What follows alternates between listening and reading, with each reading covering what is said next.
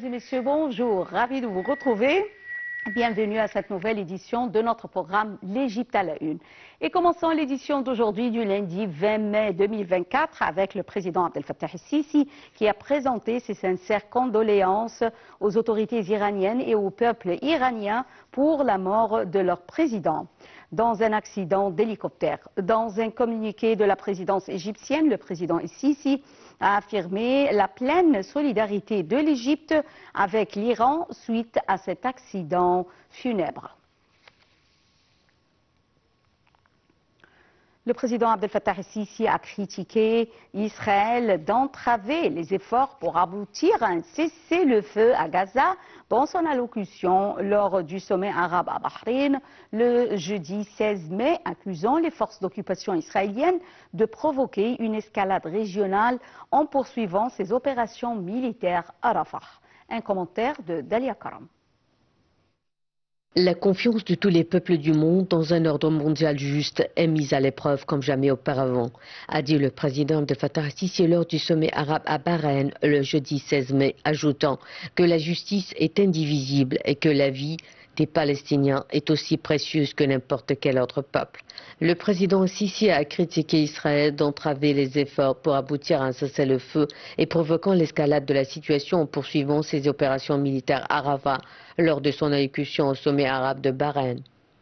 Israël continue de s'engager dans des actions évasives pour échapper à ses responsabilités dans des manœuvres autour des efforts pour parvenir à un cessez-le-feu, a indiqué le président.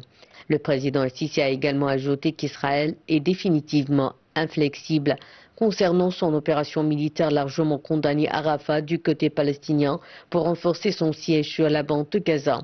L'Égypte avait déployé des efforts intenses lors des dernières semaines en essayant de parvenir à un accord pour un cessez-le-feu et l'échange des prisonniers et détenus des deux côtés.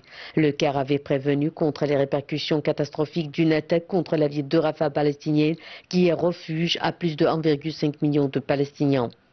L'Égypte maintiendra sa position ferme par les actes et les paroles en refusant de liquider la question palestinienne et en refusant la déportation ou en créant des conditions rendant la vie à Gaza impossible, a réaffirmé le président el-Sisi. Il a déploré l'absence de volonté politique internationale pour mettre fin à l'occupation et traiter les racines du conflit et parvenir à la solution à deux États. Le président a dit que la confiance de tous les peuples du monde dans un ordre mondial juste est mise à l'épreuve comme jamais auparavant parce que la justice est indivisible et que la vie des Palestiniens est aussi précieuse que n'importe quel autre peuple. Il a enfin réclamé à la communauté internationale de joindre ses efforts pour mettre fin à cette guerre contre les Palestiniens et établir un État indépendant sur les lignes du 4 juin 1967 avec Jérusalem-Est comme capitale. Les dirigeants arabes se sont retrouvés jeudi à Manama, à Bahreïn, pour un sommet arabe dominé par la guerre meurtrière d'Israël contre Gaza qui ravage l'enclave palestinienne depuis plus de 7 mois. Le Bahreïn a appelé à une conférence internationale pour la paix au Proche-Orient ainsi qu'à soutenir la pleine reconnaissance de l'État de Palestine et son adhésion aux Nations Unies, a déclaré Hamad Ben Aïssa Al-Khalifa à l'ouverture du 33e sommet de la Ligue arabe à Manama. Le Premier ministre Dr Mostafa Madbouli a participé ce samedi soir à la 11e édition du sommet Rise Up organisé au Grand Musée égyptien, considéré comme le plus grand événement organisé dans le domaine des start-up et d'entrepreneuriat en Égypte et au Moyen-Orient. Le nombre de participants a dépassé 14 000 entrepreneurs et investisseurs de plus de 75 pays à travers le monde.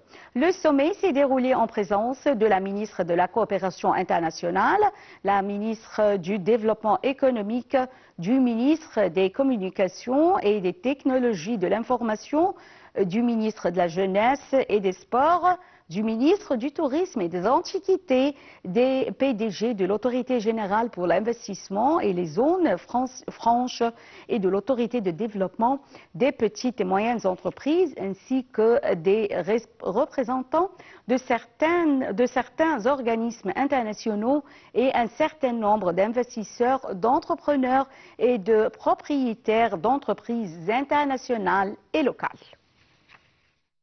Lors de sa participation samedi au sommet Rise Up, organisé au Grand Musée égyptien, le Premier ministre Mostafa Madbouli a prononcé un discours dans lequel il a souligné l'intérêt de l'État pour le secteur de l'entrepreneuriat en raison de son importance pour accélérer le rythme de la croissance de l'économie nationale et réaliser la vision égyptienne 2030.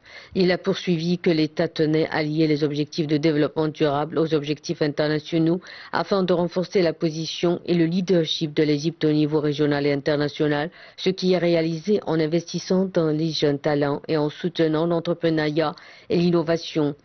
Le Premier ministre a souligné que pour y parvenir, l'État égyptien s'efforce de développer l'infrastructure technologique et d'ouvrir de nouveaux marchés qui offrent des opportunités d'emploi et réduisent les taux de chômage en encourageant les petites et moyennes entreprises et les entreprises émergentes qui accueillent le groupe des jeunes et leurs idées innovantes. Il a souligné que l'État égyptien est conscient de l'importance du développement du secteur de l'entrepreneuriat qui a contribué au cours des 4 dernières années à attirer des investissements dépassant 2 milliards de dollars, ajoutant que l'État cherche à apporter son plein soutien et des incitations à ce secteur et développer ses politiques pour suivre le rythme de sa croissance rapide. Le Premier ministre a déclaré que les entrepreneurs, avec leurs idées innovantes, ont la capacité de créer des solutions pour faire progresser les secteurs importants du pays, notamment l'industrie, l'agriculture, les communications, l'hydrogène vert et la technologie sous toutes ses formes.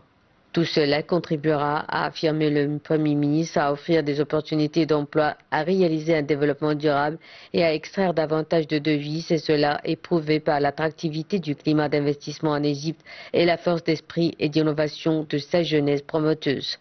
Le Premier ministre a souligné que l'État a pris la responsabilité de soutenir et de prendre soin des entrepreneurs et des start-ups à toutes les étapes. Fort de ce rôle, le gouvernement cherche constamment à mettre en œuvre de nombreuses mesures visant à réaliser une véritable avancée pour encourager à attirer les investissements dirigés vers les entreprises émergentes et à surmonter les différents défis auxquels sont confrontés les investissements croissants dans ce secteur, ainsi qu'à fournir un environnement approprié pour les entrepreneurs et le dossier de l'entrepreneuriat et de l'innovation. Et cela en raison de sa confiance dans son importance en tant qu'activité économique qui joue un rôle central dans la réalisation des booms de développement dont l'économie égyptienne a besoin. Dans ce contexte, le Premier ministre a passé en revue certains des efforts déployés par l'État pour soutenir l'entrepreneuriat et les start-ups, notamment la création d'une unité permanente pour l'entrepreneuriat et les start-ups affiliées au Conseil des ministres. Il a ajouté qu'une unité est spécialisée dans l'élaboration de politiques de loi et de réglementation appropriées pour la croissance et la prospérité des entreprises émergentes en Égypte, en communiquant avec les entrepreneurs et en identifiant à travers eux les défis auxquels ils sont confrontés, ainsi que leurs propositions et leurs idées pour développer des solutions appropriées.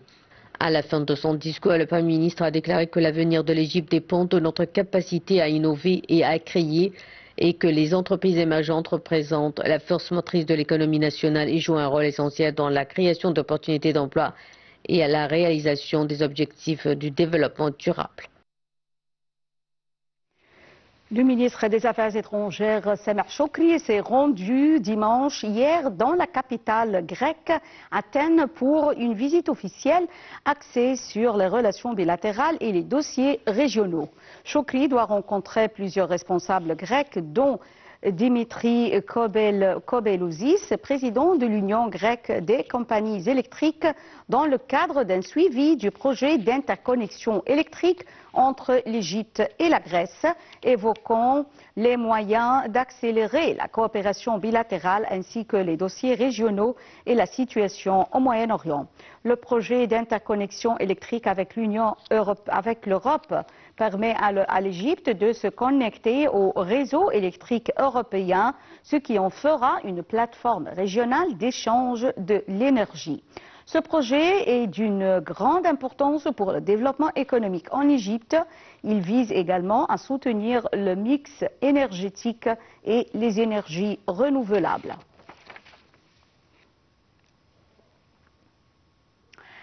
Durant sa présidence à la D8, l'Organisation de coopération économique, l'Égypte compte se concentrer sur le renforcement et l'autonomisation du rôle des femmes et des jeunes à travers les petites et moyennes entreprises, à stimuler les profits des technologies, de la communication et de l'information pour soutenir le développement et promouvoir le commerce. Dalia Karam nous donne plus de détails. L'Égypte assume désormais la présidence tournante des 8 pays en développement de l'Organisation de coopération économique des 8 jusqu'en 2025, en succession au Bangladesh, a annoncé le ministère égyptien des Affaires étrangères sur sa page officielle Facebook.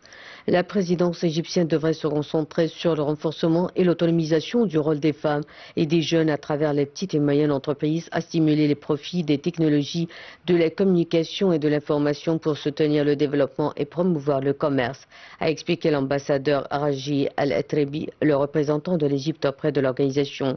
Al-Atrebi, ministre adjoint des Affaires étrangères chargé des affaires économiques multilatérales, internationales et régionales, a ajouté que l'Égypte chercherait également à lancer un réseau de coopération entre les instituts de formation diplomatique et un autre réseau de centres de recherche économique entre les États membres. L'Égypte poursuivra les efforts de l'organisation visant à créer un centre pour les petites et moyennes entreprises ainsi qu'un fonds pour financer des projets conformes aux normes de durabilité. Elle travaillera également à renforcer la coopération dans le domaine du tourisme durable et de la conservation du patrimoine ainsi qu'à activer l'initiative de création d'une banque de semences dans le cadre du renforcement des efforts de développement de l'agriculture durable. L'ambassadeur a expliqué également que l'Égypte chercherait à finaliser tous les détails liés à l'achèvement d'un accord commercial préférentiel entre les États membres de l'organisation en vue de son entrée en vigueur et travaillerait à renforcer le rôle du secteur privé dans les échanges intra-économiques. Il convient de noter que la D8 a été créée en 1997 et a son siège dans la ville d'Istanbul. Il s'agit d'une organisation de coopération économique entre l'Égypte, la Turquie, l'Indonésie, la Malaisie, le Nigeria, le Bangladesh, le Pakistan et l'Iran. Les objectifs du D8 sont d'améliorer la position des pays en développement dans l'économie mondiale, de diversifier et de créer de nouvelles opportunités dans les relations commerciales, de renforcer la participation à la prise de décision au niveau international et d'offrir un meilleur niveau de vie. L'Égypte est le partenaire le plus important et le deuxième marché d'investissement des Émirats arabes unis dans le monde. C'est ce qu'a déclaré Jamal Ben Saif El Jarwan, secrétaire général du Conseil des Émirats pour les investisseurs étrangers. Le point avec Dalia Karam. Le secrétaire général du Conseil émirati des investisseurs à l'étranger, Saif Al-Jarwan, a annoncé samedi 11 mai que les investissements émiratis en Égypte s'élèvent à 65 milliards de dollars.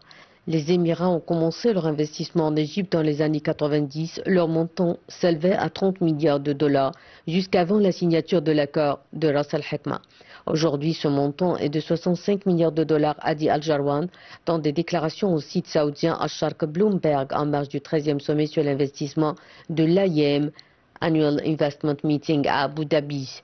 Signé en février 2024, le méga-projet de Ras Al-Hikma est un partenariat entre l'Égypte et les Émirats arabes unis avec un investissement de 35 milliards de dollars. L'Égypte est devenue le partenaire le plus important pour les Émirats et le deuxième plus grand marché d'investissement pour les Émirats après les États-Unis, a ajouté Al-Jarwan. Le responsable émirati a précisé que les Émirats arabes unis investissent dans plus de 90 marchés de par le monde. Il a ajouté que les investissements émiratis en Égypte étaient à long terme et que l'accord de Ras Al-Hikma fournirait des millions d'emplois et permettrait un échange d'expertise dans les domaines des investissements. Il a conclu que leur vision de l'investissement en Égypte était positive et qu'ils ne les arrêteraient pas à 65 milliards de dollars et qu'ils avaient une stratégie pour diversifier et augmenter le volume de leurs investissements en Égypte. Pour rappel, les Émirats arabes unis sont devenus ces dernières années l'un des plus grands partenaires de l'Égypte et ont largement investi dans le programme à vente d'actifs de l'État dans des secteurs comme l'hôtellerie, l'immobilier et la pétrochimie. Un consortium constitué de 3 acteurs mondiaux de l'énergie construira un parc éolien de 10 000 mégawatts dans l'ouest du gouvernorat de Soheg avec l'accord du gouvernement égyptien. Après la Chine, l'Égypte sera probablement le pays du gigantisme en matière de production des énergies renouvelables. Le gouvernement égyptien vient en effet de donner l'autorisation à un consortium pour l'exploitation de 3025 km² de terrain dans l'ouest du gouvernorat de Sohag. Sur place, le géant émirati de l'énergie Masdar Sa co-entreprise Infinity Power avec Infinity Energy et le fleuron égyptien Hassan Allam Utilities envisage de déployer un vaste parc éolien d'une puissance de 10 000 MW. Ce méga-projet en gestation pourrait nécessiter un investissement de 10 milliards de dollars. C'est l'équivalent du produit intérieur brut d'un pays comme la Mauritanie qui a enregistré 9,7 milliards de dollars en 2022. Selon le consortium, le parc sera capable d'injecter 47 790 GWh par heure d'électricité propre par an dans le réseau égyptien tout en évitant les émissions de 23,8 millions de tonnes équivalent de dioxyde de carbone sur la même période. Plus important encore, indique Infinity Power, le parc éolien de 10 GW permettra au pays d'économiser environ 5 milliards de dollars en coût de gaz naturel par an, indique Infinity Power qui se garde d'avancer une date de mise en service des futures installations.